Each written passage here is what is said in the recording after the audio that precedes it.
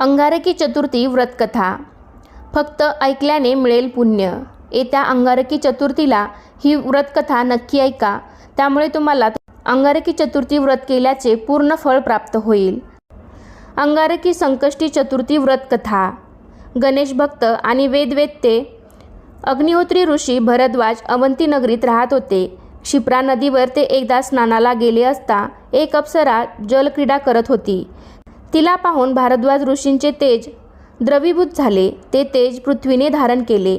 त्यानंतर पृथ्वीला जो पुत्र झाला तो जास्वंदीच्या फुलासारखा लाल होता. तो 7 वर्षाचा झाल्यानंतर पृथ्वीने त्याला ऋषींच्या स्वाधीन केले. त्यांनी त्याचे उपनयन केले, वेद शिकवले आणि गणेश मंत्र देऊन उपासना करायला सांगितलं.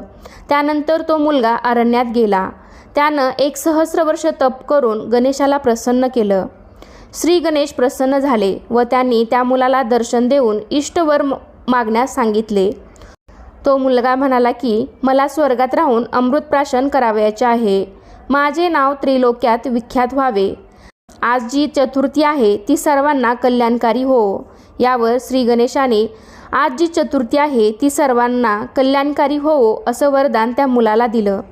श्री गणेश त्या मुलाला म्हणाले, तुझं नाव भूमिपुत्र म्हणून भौम, अकारकासारखा लाल आहे म्हणून अंगारक व शुभ करण्याची शक्ती असेल म्हणून मंगल असेही तू प्रसिद्ध होशील. या चतुर्थीला अंगारकी म्हणतील व हे व्रत करणाऱ्यांना ऋणमुक्त करणारी व पुण्यप्रद ठरेल.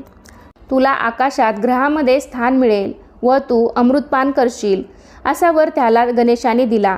तोच वार मंगळवार होता आणि गणेशाच्या वरदानामुळे अंगारकी चतुर्थीला अत्यंत महत्त्व प्राप्त झालं.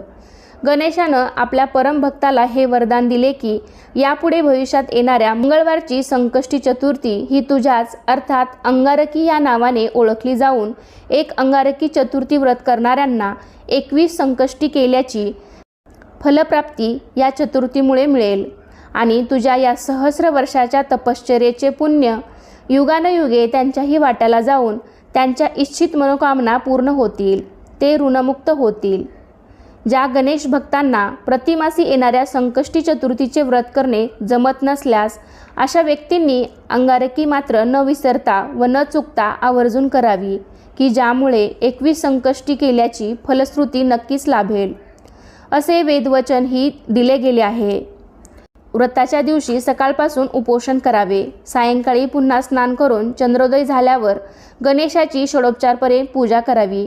पूजेनंतर आरती म्हणून मंत्रपुष्प वाहून तुपात तळलेल्या 21 मोदकाचा नैवेद्य दाखवावा. चंद्रदर्शन घेऊन किंवा पाटावर चंद्राची आकृती काढून त्यावर गंधफुलं वाहून नमस्कार करावा. अंगारकी महात्म्याची पोथी वाचावी. मग गणेशाचं स्मरण करत भोजन करावे.